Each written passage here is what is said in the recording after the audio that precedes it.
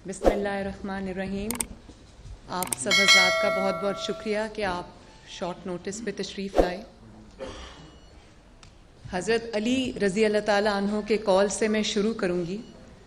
उन्होंने फरमाया था कि कुफ्र की हुकूमत तो चल सकती है, लेकिन जुल्म की हुकूमत नहीं चल सकती।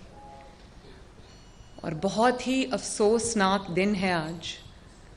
जिस तरह से पिछले 3 साल में 2 साल में इस हुकूमत ने जिस तरह से चीज़ें हुई हैं, सकूत कश्मीर हुआ है पहली बार इस तरह, पहली बार इतनी महंगाई हुई है, पहली बार अपोजिशन पे इस तरह क्रैकडाउन हुआ है, पहली बार हर गुनाह करने के बावजूद ये एहतसाब से बालातर हैं। इसी तरह पहली बार इनकी हुकूमत के अंदर लीडर ऑफ द ऑपोजिशन को दोबारा गिरफ्तार किया गया है। मुझे इसमें कोई ज़र्रा बराबर भी शक नहीं है कि मोहम्मद शहबाज शरीफ साहब को किसी किस्म के एहतसाब की खातिर या किसी इल्ज़ाम पे गिरफ़्तार किया गया है, क्योंकि उनके ऊपर तो रेफरेंस जो है वो चल रहा था। तो रेफरेंस के दरमियान में गिरफ़्तार करना, जैसे मुझे गिरफ़्तार किया था, मेरे पे आज तक 1.5 साल हो गया, रेफरेंस नहीं बना। मुझे नैब में ले जाके मेरे साथ मुझे कहानियाँ सुनाई जाती थी, मेरा पूछा जाता था कि हम घर में क्या खाते हैं, क्या पहनते हैं, क्या होता है, इन्वेस्टिगेशन के नाम पे। 1.5 साल हो गया, रेफरेंस आज भी दायर नहीं हुआ। तो शहबाज शरीफ साहब को अदालतों के इस तरह से चक्कर लगवा के उनका जो वो फ़ैसले पहले लिख के लाए होते हैं, उन्होंने उनको गिरफ़्तार करना था। लेकिन इसमें कोई दो राय नहीं है, कोई कन्फ्यूजन नहीं है। कौम भी ये जानती है, यहाँ पे बैठे मीडिया के मुअज़्ज़ज़ हज़रात भी ये जानते हैं, इस किस्म की जो फ़ैसले देने वाले लोग हैं वो भी ये जानते हैं, और मुस्लिम लीग नून भी बहुत अच्छे से जानती है कि शहबाज को जिस चीज़ की सज़ा आज मिली, जिस तरह से उनको अदालतों के चक्कर लगवाए जा रहे थे, जिस तरह से उनकी औलाद को, उनकी फैमिली को, उनकी बेटियों को, उनकी वाइफ को जिस तरह से जुल्म का निशाना बनाया गया, उसकी वजह सिर्फ एक है, एक वजह उसकी, और उसकी वजह ये है कि शहबाज शरीफ ने सरतोड़ कोशिशों के बावजूद अपने भाई का साथ नहीं छोड़ा। और उन्होंने न सिर्फ अपने भाई का साथ नहीं छोड़ा, बल्कि उन्होंने वफ़ादारी की, अपने भाई होने की। उन्होंने जो लॉयल्टी है, कमिटमेंट है अपने भाई के साथ, भाई के कॉज़ के साथ, पार्टी के साथ, एक लम्हे के लिए भी वो वेवर नहीं किए। अब देखें आप, उनकी वाइफ को इश्तिहारी बना दिया गया, उनके बेटों को इश्तिहारी बना दिया गया। हमज़ा शहबाज शरीफ जो मेरा भाई है, उसको तकरीबन 13 महीने हो चुके हैं जेल के अंदर, उसको कोरोना हो गया है, लेकिन उसको भी वो अभी भी जेल में है। उसके ऊपर भी अभी कोई इल्ज़ाम साबित नहीं हुआ, लेकिन उसको जेल में रखा हुआ है। इस सारे जुल्म के बावजूद, इन सारे ओछे हथकंडों के बावजूद शहबाज शरीफ अपने भाई के साथ अनवेवरिंगली खड़ा रहा। और उन्होंने अभी लास्ट वीक में 2-3 उनके बयानात सामने आए हैं। उन्होंने कहा आपने मुझे गिरफ़्तार करना है करें, आपने मुझे पकड़ना है पकड़ें, लेकिन मोहम्मद नवाज़ शरीफ ने जो तकरीर की है, जो APC का एलामिया आया है, जो APC ने प्लान दिया है, उसके ऊपर 100% अमल होगा। और जो अब मियाँ साहब ने जो बातें की हैं, जो तकरीर की है, उस पर शहबाज शरीफ साहब ने कल भी ये फरमाया था कि मैं अपने भाई के साथ खड़ा हूँ। उन्होंने अपनी तकरीर में कोई गलत बात नहीं की। उन्होंने अपनी तकरीर में जो कहा वो आइन की और कानून की रूह के मुताबिक है। तो इस चीज़ को तो पहले समझ लेना चाहिए कि शहबाज शरीफ को किसी एलिगेशन पे गिरफ़्तार नहीं किया गया। अब दूसरी बात यह है कि अगर इस मुल्क में, पाकिस्तान में, प्लीज़, अगर कोई कानून है, कोई इंसाफ है, या कोई सेम्बलेंस ऑफ कानून या इंसाफ है, तो फिर गिरफ़्तारी शहबाज शरीफ की नहीं होनी चाहिए थी, फिर गिरफ़्तारी जनरल आसिम सलीम बाजवा की होनी चाहिए थी। क्योंकि शहबाज शरीफ के नाम ये 99 कंपनीज़ नहीं निकली, शहबाज शरीफ के नाम वो सैकड़ों फ्रेंचाइज नहीं निकले। शहबाज शरीफ का ताल्लुक़ एक कारोबारी घराने से था जो कि 1930 से कारोबार कर रहा है। शहबाज शरीफ के वालिद साहब एक जाने माने बिजनेसमैन थे और बहुत फैला हुआ उनका कारोबार था, और वो तब से था जब वो सियासत में भी नहीं आए थे। आसिम सलीम बाजवा साहब एक तनख्वाहदार मुलाजिम थे और तनख्वाह पे गुजारा करने वाले मुलाजिम थे। उनका लखपति नहीं, करोड़पति नहीं, उनका अरबपति हो जाना वो है काबिले इत्तेसाब इल्ज़ाम। और वो 99 कंपनीज जो निकली हैं और जो फ्रेंचाइज निकली हैं, तो नैब तो फरमाया करता था कि हम फेस नहीं केस देखते हैं, तो वो केस जो है वो नैब को नज़र नहीं आ रहा। नैब की तो आज मैं बात करना ही नहीं चाहती। उसकी वजह यह है कि नैब को जिस तरह से सुप्रीम कोर्ट ने, लाहौर हाई कोर्ट ने, मुअज़्ज़ज़ जजेस हजरात ने नैब की जो क्रेडिबिलिटी को कम्प्लीटली इरोड किया है, ये कहकर कि नैब एक पॉलिटिकल इंजीनियरिंग करने वाला इदारा है, तो उसके बाद तो किसी शक व शुबे की गुंजाइश नहीं बनती। क्योंकि नैब को तो ना BRT नज़र आती है, ना BRT की बसेस में बार बार लगने वाली आग नज़र आती है, ना बिलियन ट्री सुनामी नज़र आता है, ना उनको इमरान खान के घर का अचानक रेगुलराइज 300 कनाल के घर का रेगुलराइज होना नज़र आता है, ना उनको बड़े बड़े वज़रा की करप्शन नज़र आती है, ना उनको ये नज़र आता है कि किस तरह रातों रात जो उनके दोस्त हैं जहांगीर तरीन साहब, उनको पाकिस्तान से बाहर स्मगल करा दिया जाता है। और जब JIT बनती है तो वो बड़ी ढिठाई से ये कह देते हैं कि मैं नहीं आ सकता, मेरी तबीयत ख़राब है। जब उनके बेटे को बुलाया जाता है तो वो कह देता है कि मैं अपने वालिद की तीमारदारी कर रहा हूँ, इसलिए मैं JIT में पेश नहीं हो सकता। तो बात तो ये है ना कि जब आसिम सलीम बाजवा साहब के असासे सामने आए, जब उनकी वाइफ जो कि घरेलू खातून थी, जब वो अचानक कहीं से असासे सारे उनके नाम आए, उनकी इन्वेस्टमेंट सामने आई, तो नैब को केस नज़र नहीं आया, इमरान खान को वो केस नज़र नहीं आया। आप उनको उनके बच्चे जो हैं वो 25-30 साल के हैं, वो उन पे डिपेंडेंट नहीं हैं। शहबाज शरीफ के बच्चे जो कि अब 40 साल की उम्र से ज़्यादा के हैं, क्रॉस कर चुके हैं, हमज़ा मेरे से 1 साल छोटा है, तो वो 45 ईयर्स का है, वो अपने कारोबार अलग से नहीं कर सकते क्योंकि वो वालिद पे डिपेंडेंट हैं। उनके कारोबारों को ज़बरदस्ती वालिद के साथ जोड़ दिया जाता है, ज़ाती कारोबारों को। लेकिन आसिम सलीम बाजवा साहब के कारोबार किसी को नज़र नहीं आते, उनके वाइफ के नाम के जो असासे हैं वो किसी को नज़र नहीं आते, उनके बच्चे जो एक तनख्वाहदार मुलाजिम के बच्चे हैं, उनके इतने बड़े बड़े असासे किसी को नज़र नहीं आते। तो फिर तो हम ये सवाल पूछने में हक बजानिब हैं कि ये किस किस्म का इंसाफ है। इस किस्म का इंसाफ जो है जिसमें अदालतों को ब्लैकमेल करके, जजेस को ब्लैकमेल करके, उन पर दबाव डालकर, मीडिया पर दबाव डालकर, अब आप ये देखें कि मीडिया पर दबाव डाला गया कि आसिम सलीम बाजवा साहब की खबर आपने नहीं उठानी, और उसके बाद जब प्रेशर आया तो आसिम सलीम बाजवा साहब की क्लैरिफिकेशन आ गई, जो कि मीडिया को कहा गया कि चलाओ।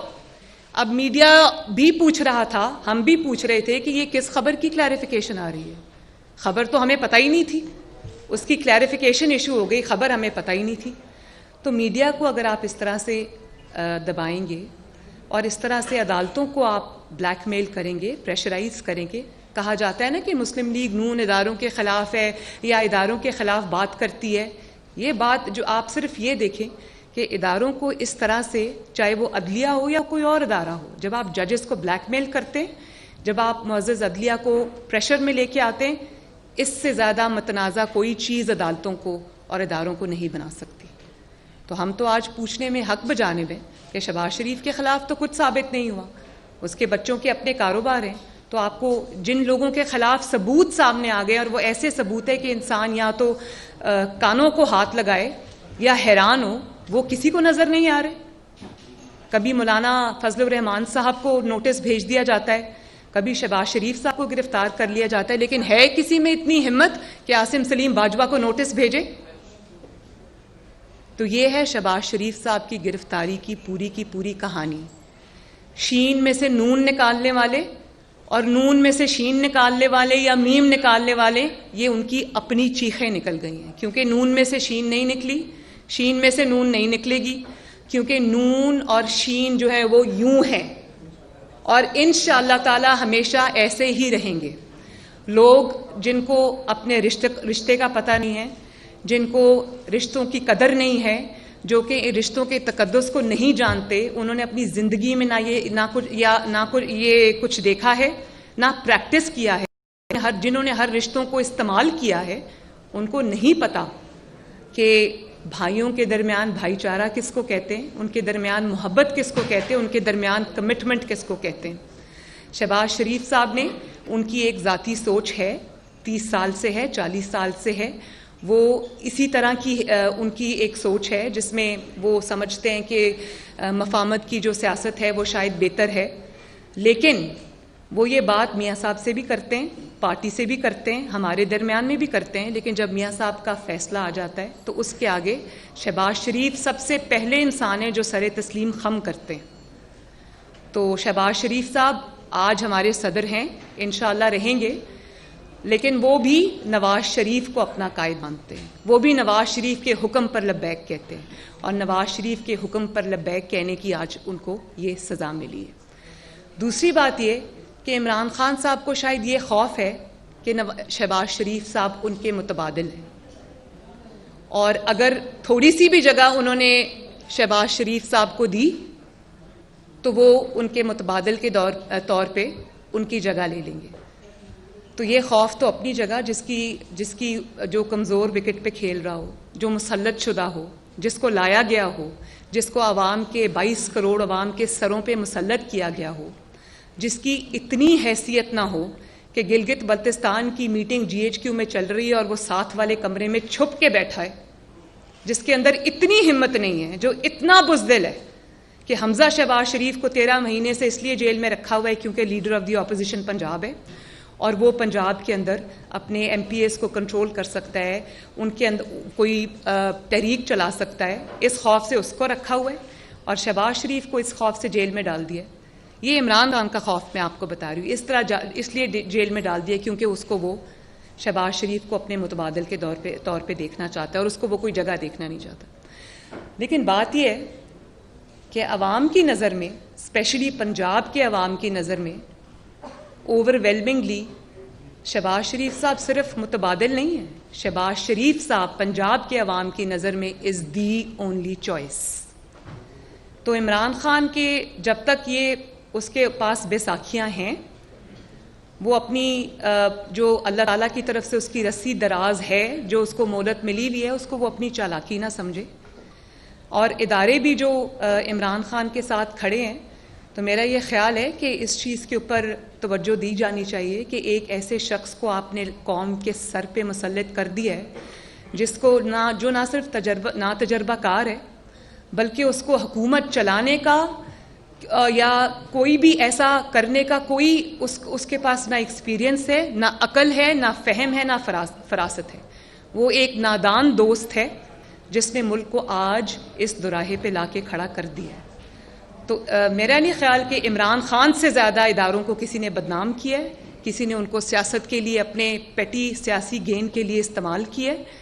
तो ये अब सबको ये सोचना पड़ेगा कि मुस्लिम लीग नून जो है वो सिर्फ शहबाज शरीफ नहीं है। मुस्लिम लीग नून जो है वो 22 करोड़ अवाम की, करोड़ों अवाम की, जो पंजाब से बाहर की तर्जुमानी करती है। तो मुस्लिम लीग नून के वर्कर्स इस सब डेवलपमेंट्स पे नज़र रखे हुए हैं, अवाम इस पे नज़र रखे हुए हैं। अगर इमरान खान को इसी तरह सपोर्ट किया जाता रहा, मुल्क को इसी तरह अंधेरों में झोंका जाता रहा, तो ये फिर मुस्लिम लीग नून के हाथ से भी बात बाहर चली जाएगी। और जहाँ तक आखिरी बात अब मैं ये कर दूँ कि जहाँ तक APC का ताल्लुक़ है, APC के जो एजेंडा है उसका ताल्लुक़ है, उसकी इम्प्लीमेंटेशन का ताल्लुक़ है, तो आप चाहे शहबाज शरीफ को गिरफ़्तार करें, आप चाहे मरियम नवाज़ को गिरफ़्तार करें, चाहे आप ये मेरे साथ बैठे हुए मुस्लिम लीग नून के शेरों को गिरफ़्तार करें, ये तहरीक इंशाअल्लाह ताला अब रुकने वाली नहीं है। ये तहरीक चलेगी, ये तहरीक इंशाअल्लाह ताला पूरे जज्बे के साथ चलेगी। और उसका मैं ये सुन रही हूँ कि आप आज इस्तीफ़े दे दें तो हम कल नए इलेक्शन करा लेंगे। ये सब मुझे समझ आ रही है कि ये आपका खौफ है जो बोल रहा है। आप ये इलेक्शन ना करा सकते हैं, ना इंशाअल्लाह ताला आपको इतनी मोहलत मिलेगी। इतनी सीट्स पे इलेक्शन कराना कोई आसान काम नहीं है, और अगर आप इलेक्शन कराएंगे तो मुस्लिम लीग नून मैदान में खड़ी होगी, मैदान में लड़ेगी। और गिलगित बल्तिस्तान में आप जो कर रहे हैं, रातों रात आपने जिस तरह से गिलगित बल्तिस्तान के इलेक्शन को इंजीनियर किया है, जिस तरह से आपने मुस्लिम लीग नून के जो वहाँ पर लोग हैं उनको तोड़ना शुरू किया है, जो प्री पोल रिगिंग आपने की है, और क्योंकि मुस्लिम लीग नून थी वहाँ पर, तो आपको इलेक्शंस को डिले करना पड़ा। ये जो कोरोना और ये सब है ना, ये सब बहाना है। तो मैं कौम को इस प्रेस कॉन्फ्रेंस के तवस्सुत से ये रिक्वेस्ट करती हूँ कि क्योंकि गिलगित बल्तिस्तान थोड़ा मेन स्ट्रीम उससे बाहर है, तो उसके ऊपर नज़र रखें। मुस्लिम लीग नून इंशाअल्लाह ताला हारे या जीते गिलगित बल्तिस्तान के इलेक्शन में, लेकिन इतनी आसानी से आपके लिए मैदान खुला नहीं छोड़ेगी। अगर आपको ये करना है, अगर आपको इंजीनियरिंग करनी है, अगर आपको ये इलेक्शन स्टील करना है, छीनना है, तो फिर ये आपको पाकिस्तान के अवाम की नज़रों के सामने करना पड़ेगा। आप ये काम छुप के नहीं कर सकते। आप इस काम में कामयाब इंशाअल्लाह ताला नहीं होंगे। आप जो करेंगे वो अवाम के सामने आएगा। तो ये इसके रेपरकशंस अगर मुस्लिम लीग नून के लिए होंगे तो आपके लिए भी होंगे। Thank you.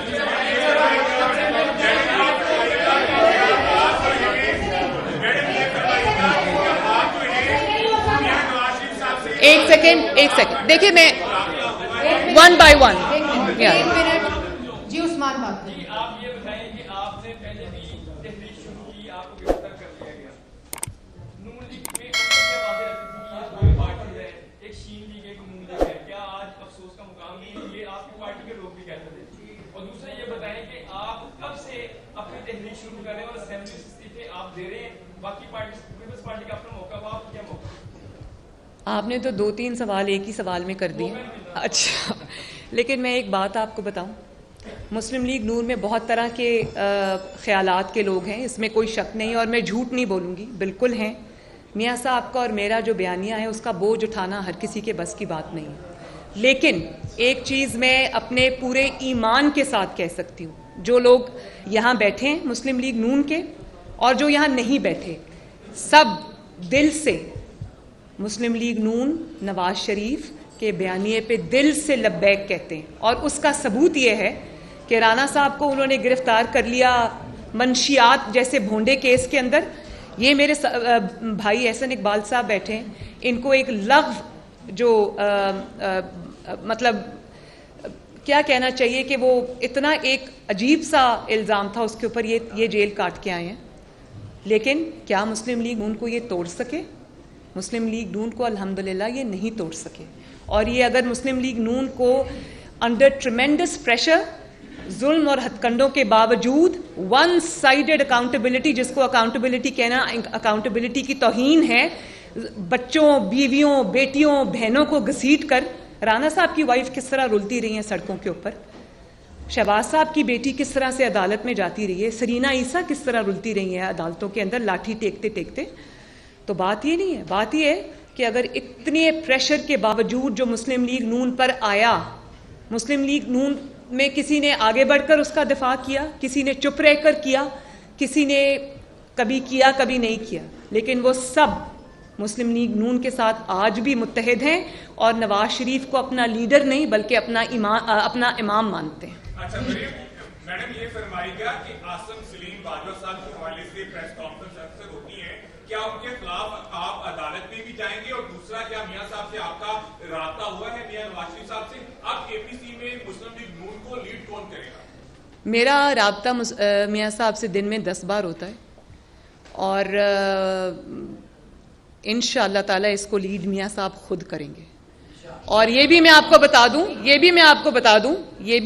बता दूं कि जब मियां साहब के खिलाफ ये out of the way appeal लगी इस्लामाबाद हाई कोर्ट में, तो मैं तभी समझ गई थी कि ये इसलिए लगी है कि ये प्रीएम्प्ट कर रहे हैं कि आगे जो अब तहरीक चलने वाली है ये उससे खौफ खा रहे हैं और ये चाहते हैं कि ये मुस्लिम लीग नून को की जो एक मॉरल हाई ग्राउंड वाली पॉलिटिक्स है जो हमेशा मियां साहब ने की है, तो उसको सामने रखते हुए ये मियां साहब को वापस लेके आएँ, उनको जेल में बंद करें, उनकी आवाज़ बंद करें। तो ये मैं मंसूबा पहले दिन समझ गई थी। तो ये जो एब्सकॉन्डर डिक्लेयर करने वाला सारी एक्सरसाइज हुई है ना, ये इसी चीज़ का एक हिस्सा है। तो मुस्लिम लीग नून को अल्हम्दुलिल्लाह अल्लाह ताला सलामत रखे, उनको नवाज शरीफ साहब लीड करेंगे वो जिसको चाहेंगे जिम्मेदारियां देंगे, पार्टी उनकी आवाज़ पे लब्बैक कहती है, उनके जो इंस्ट्रक्शंस होती हैं, डायरेक्शंस होती हैं, उनको हुक्म मान के चलती है और वो फेयर होती हैं, वो किसी एक के हक में नहीं होती। वो मैं उनकी बेटी हूँ, मेरे हक में भी नहीं होती। आज उन्होंने ये इंस्ट्रक्शन दी थी मुझे, और जो कि मैंने खुद भी करना था कि एहसन साहब क्योंकि सीनियर है तो पहले उनको बोलने की बारी दी जाए। तो वो बहुत फेयर आदमी है। और आप ये ना समझे कि शहबाज शरीफ के साथ को जेल में बंद करने से शायद ये तहरीक को कोई नुकसान पहुंचेगा, बल्कि इस तहरीक को और उसमें जज्बा आएगा, उसमें आग भड़केगी। अब जितने भी लोग यहाँ बैठे और नहीं बैठे, और मुस्लिम लीग नून के जितने भी ये कारकुन यहाँ खड़े और नहीं खड़े और प्रेस कॉन्फ्रेंस को आज देख रहे हैं, वो सब नवाज शरीफ भी हैं, वो शहबाज शरीफ भी हैं, और वो सब आगे बढ़कर हरावल दस्ता बनेंगे। आसिम सलीम बाजवा साहब का जो है, देखिए हमारे वक्त में तो एक इश्तिहारी इमरान खान सुप्रीम कोर्ट जाके पनामा केस में एप्लीकेशंस दे रहा था और हाजिर हो रहा था। उस वक्त उसको अदालत ने नहीं, ये भी हम देख रहे थे, उस वक्त सो मोटो भी आ रहे थे। उस वक्त फ़ोन करके ये भी कहा जा रहा था इमरान खान को कि भाई इधर उधर ना फिरो, लॉकडाउन ना करो, हमारे पास दरख्वास्त लाओ। तो सबसे पहले तो अदलिया को इसका खुद नोटिस लेना चाहिए, बिल्कुल लेना चाहिए। कल इस्लामाबाद हाई कोर्ट ने बहुत कमाल की बात की है और बहुत, मैं कहती हूँ, बहादुरी दिखाई है जब जस्टिस अतर मनल्ला ने यह बात की कि SECP से जो डेटा गायब हुआ है, SECP से डेटा गायब कैसे हुआ है? वो तो पब्लिक प्रॉपर्टी है भाई, वो तो है ही पब्लिक के लिए, और ऊपर से आप उल्टा उसके ऊपर स्टे लेने के लिए आ गए। तो ये बहुत बड़ी बात है, अदालतें सब देख रही हैं। और मैं ये समझती हूँ कि अदालतों में जितने भी जजेस हैं वो सब इंसाफ अगर करना चाहते हैं, सब नहीं तो मेजॉरिटी ऐसी है जो इंसाफ, कानून और आइन पे चलना चाहती हैं, उनके लिए बहुत बड़ी प्रॉब्लम है। Damned if you do, damned if you don't. अगर वो इनका रास्ता दबाव में आके अगर वो इंसाफ और कानून के ख़िलाफ़ रास्ता अपनाते हैं तो उनके करियर्स मुतासर होते हैं, उनके ऊपर धब्बे लगते हैं, और वो करियर्स उनकी सिर्फ कुर्सी रहने तक या उनकी मुद्दते मुलाजमत रहने तक नहीं। अब आप देखें कि जो पिछले हजरात थे, मैं किसी का नाम नहीं लेना चाहूँगी, वो जा चुके हैं, आज अवाम उनको किस नाम से याद करती है? कोई डैम के नाम से याद करता है, कोई किसी और नाम से याद करता है। तो मैं नाम नहीं लेना चाहती, आज वो लोगों को फेस करने के काबिल नहीं है। तो अगर आप जजेस को ज़बरदस्ती डरा के, धमका के, दराजों में से उनकी चीज़ें निकाल के उनको ब्लैकमेल करेंगे तो उनके करियर्स के ऊपर धब्बा लगता है।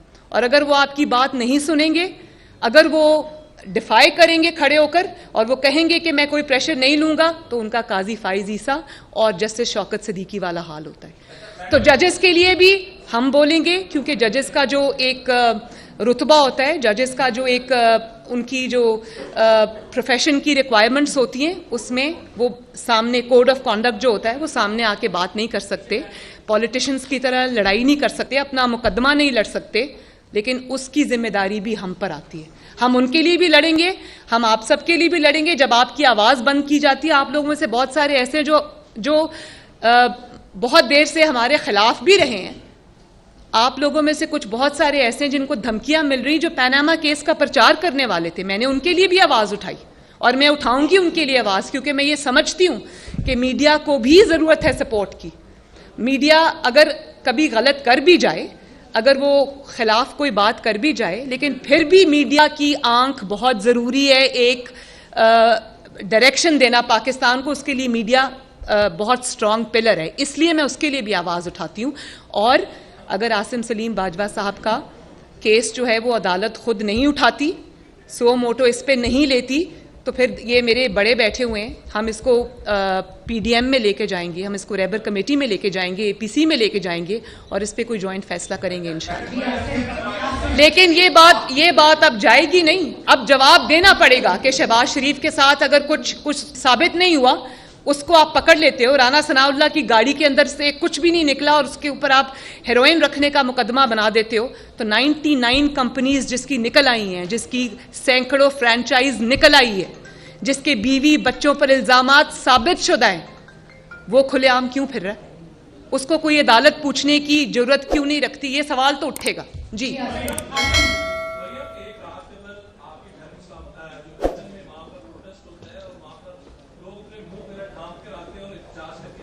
और आज जो है शहबाज शरीफ की गिरफ्तार होती है, आप क्या देख रहे हैं कि मुवासलत है नवाज शरीफ को चुप कराने की? और साथ साथ ये भी फाइनली बताइएगा, क्या अभी भी आपको पाकिस्तान की अदलिया पर इत्मीनान है कि आप लोगों को इंसाफ मिलेगा? क्योंकि नवाज शरीफ साहब का केस भी अभी पेंड है और अब शहबाज साहब को अगर रिलीफ मिलेगा तो वहीं से मिलेगा, तो इस हवाले से बताइएगा। दो चीज़ें आपने पूछी हैं। एक तो कल जो मियाँ साहब के रेजिडेंस के नीचे एहतजाज हुआ है, सबसे बड़ा उस एहतजाज का जो उस एहतजाज को एक्सपोज करने वाला पॉइंट था वो ये था कि उन लोगों में इतनी हिम्मत नहीं थी, उन लोगों में इतनी जुर्रत नहीं थी कि वो अपने मुंह ढके बगैर आ जाएं।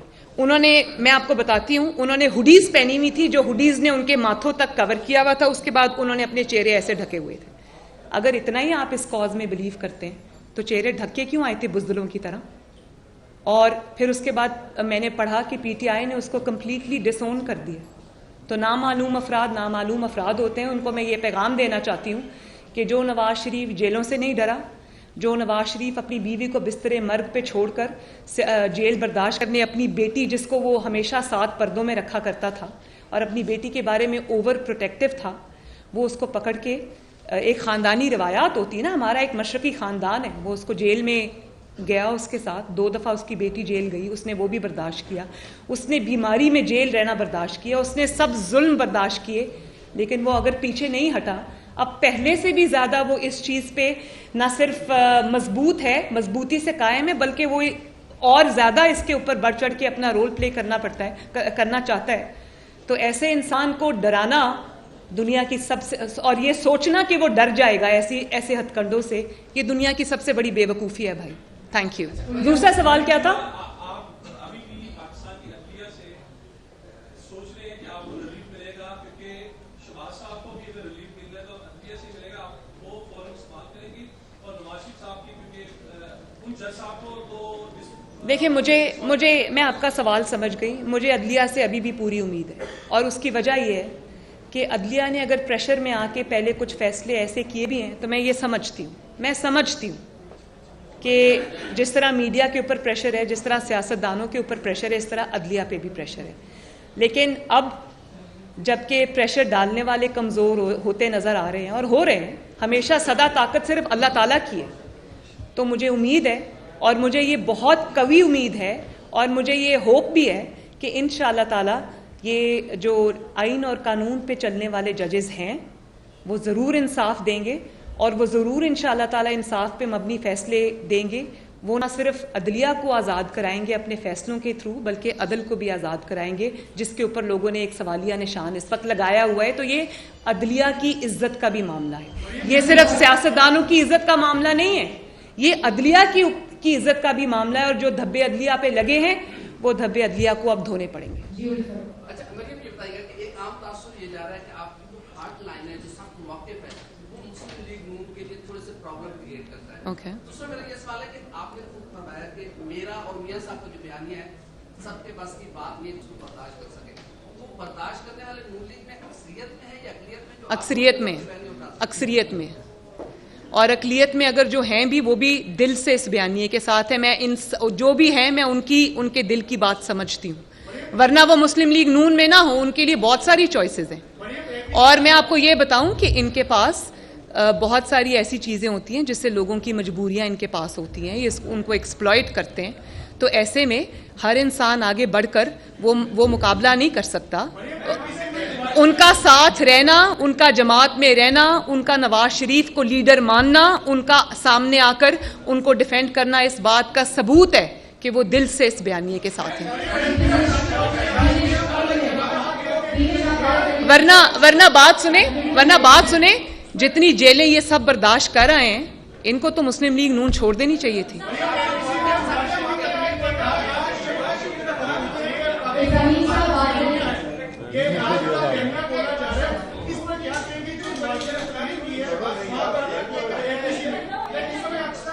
मुझे बिल्कुल आवाज नहीं आ रही। ऐसा करते पहले वो पूछ लें फिर आप पूछ लें।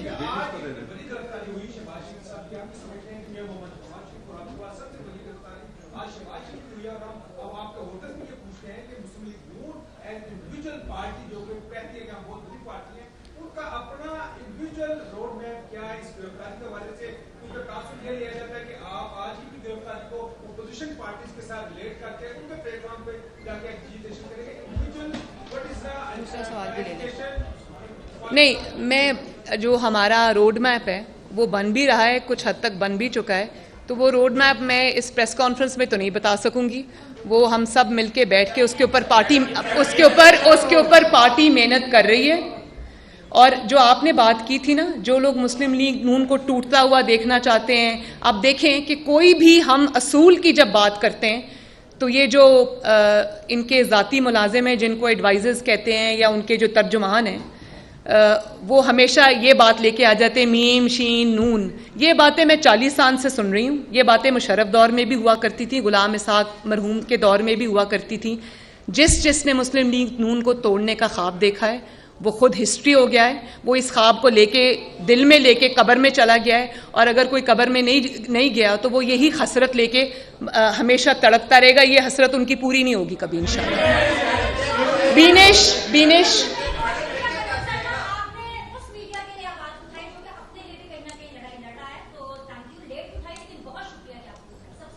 नहीं, आपने मेरी आवाज़ खोली तो मैंने उठा दी।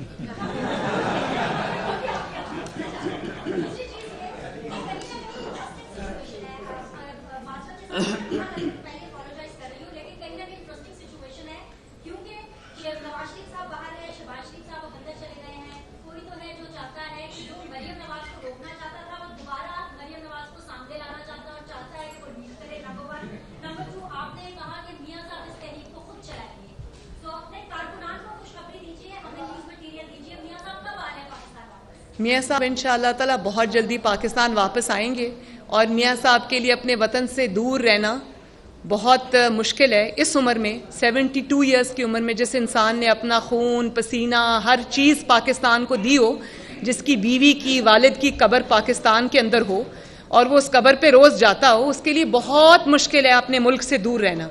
और वो जेन्युइनली जब तक उनके जो हार्ट के स्पेशलिस्ट हैं, जब तक उनका जो हार्ट का सर्जन है, क्योंकि उनकी एक सर्जरी होना बाकी है हार्ट की, मैंने पहले भी बताया था कि एक उनकी मेजर आर्टरी 95% ब्लॉक्ड है।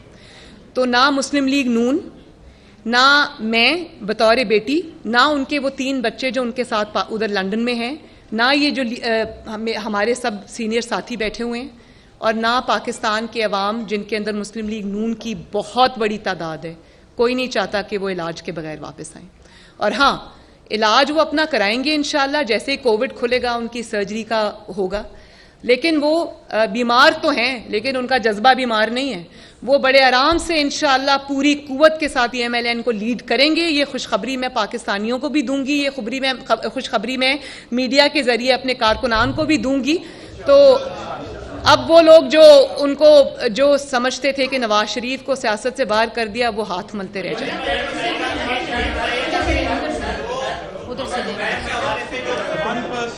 जी, last 2 questions please. I can't hear you.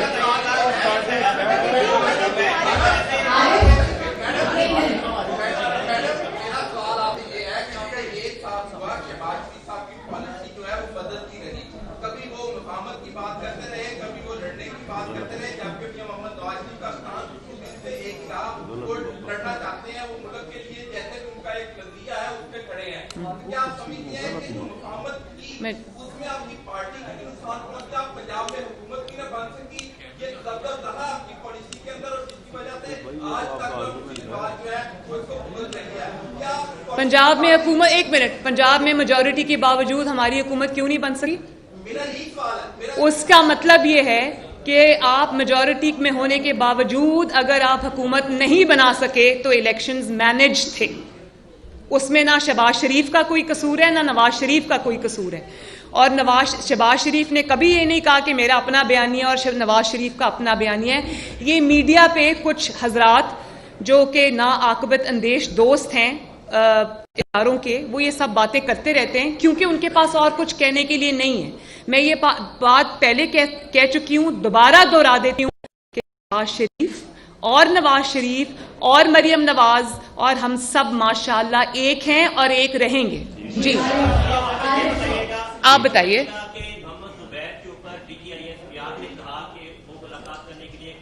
और मरीम साहबा के कहने के ऊपर गया, उन्होंने आपके लिए रिलीफ मांगा।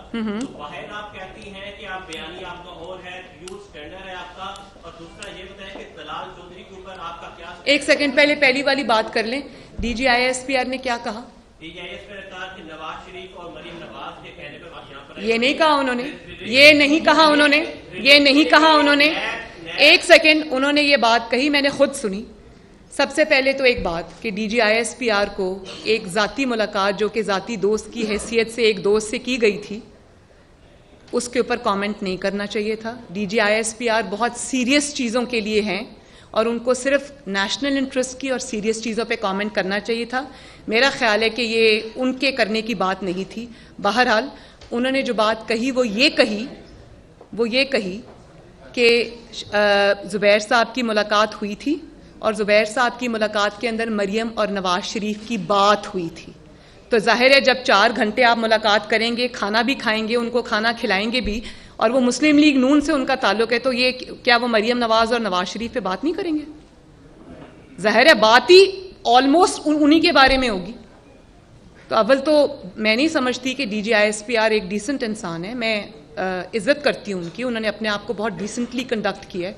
उनको इस मामले में पार्टी नहीं बनना चाहिए था, उनको एक ज़ाती मुलाकात को सियासी रंग नहीं देना चाहिए था। और क्योंकि अगर वो ये कहते और जवाब में हम वो बातें कर देते जो मेरे इल्म में आई हैं, जो वहाँ हुई हैं, तो फिर तो बुरी बात थी ना, फिर तो बुरी बात थी, फिर तो बात कहीं से कहीं पहुँच जाती। और दूसरी नहीं, अपनी वो खुद बता रहे हैं आपको, वो दोनों आपस में दोस्त हैं, उनकी तस्वीर हैं पुरानी मीटिंग्स की जो वो मिलते आए हैं, 40 साल से दोस्त हैं वो।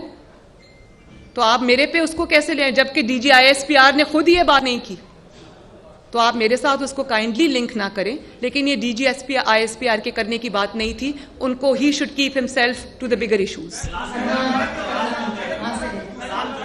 देखिए मेरी बात सुनिए, आपने तलाल चौधरी साहब की बात की। तलाल चौधरी साहब का मामला एक बिल्कुल खालिसतन ज़ाती नौयत का मामला है। ना मैंने उनसे पूछा कि क्या हुआ, ना उन्होंने मुझे बताया कि क्या हुआ। जब एक फरीक अपनी ज़ाती लाइफ को पब्लिक नहीं करना चाहता, तो हम सब जितने यहाँ बैठे हैं, मुझे अभी भी पता नहीं है कि क्या बात हुई थी। जो हम यहाँ बैठे हैं और जो मीडिया है, मेरी रिक्वेस्ट होगी कि ज़ाती ज़िंदगियों को ना उछाला जाए तो बेहतर है, सियासी चीज़ों को सियासत तक ही महदूद किया जाए।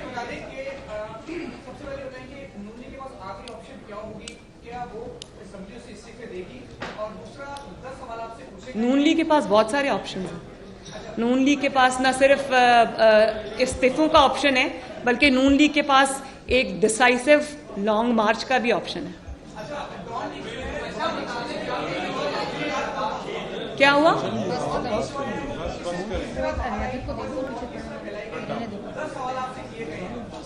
कौन से 10 सवाल? मैं उन 10 सवालों को मजाक समझती हूँ। वो करने वाला भी मजाक है, उसका जवाब देना जो है वो उनको डिग्निफाई करने वाली बात है जो वो डिजर्व नहीं करते। इसलिए मैं इस किस्म की लग़्व और बेहुदा बातों का जवाब नहीं देना चाहती। जी जी जी जी, एक सेकंड।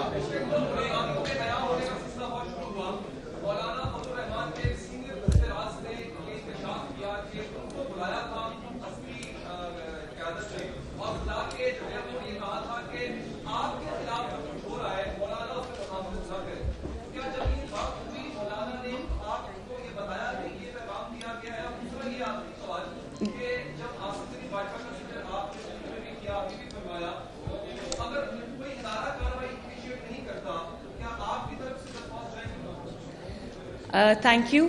आपका प्रोग्राम मैंने देखा था जिसके अंदर ये इंकशाफ हुआ था, ये बहुत सीरियस इंकशाफ है। लेकिन मुझे या मौलाना साहब को या पूरी PMLN को या आवाम को इस इंकशाफ की वो उसकी वैलिडिटी की और उसकी वैलिडेशन की ज़रूरत नहीं है। उसकी वजह यह है कि हम सब जानते हैं कि मियाँ साहब के साथ क्या हुआ है। हम सब जानते हैं कि मियाँ साहब के पैनामा करके उसमें से इकामा निकल आया। उसके बाद उनको अरशद मलिक जैसे जजेस को ब्लैकमेल करके सज़ा दी गई। तो इसमें कोई दो राय ही नहीं है, कोई इंकशाफ करे या ना करे, कि नवाज़ शरीफ के साथ जुल्म हुआ, नवाज़ शरीफ के साथ ज़्यादती हुई और नवाज़ शरीफ की आड़ में इस मुल्क के साथ जुल्म हुआ, अदलिया के साथ जुल्म हुआ और हर जमहूरियत पसंद इंसान के साथ जुल्म हुआ। इसमें तो कोई दो राय नहीं है। हाउएवर मैं समझती हूँ कि ये बहुत एक स्टार्टलिंग रेवोल्यूशन है, ये बहुत एक शॉकिंग रेवोल्यूशन है जिसकी ना सिर्फ तहकीकात होनी चाहिए, बल्कि मैं अपनी पार्टी से ये रिक्वेस्ट करूंगी कि इसको आखिरी हद तक लेके जाना चाहिए, इसकी इन्वेस्टिगेशन होनी चाहिए, इसकी जो तफसीलात है वो आवाम के सामने आनी चाहिए। बहुत बहुत शुक्रिया।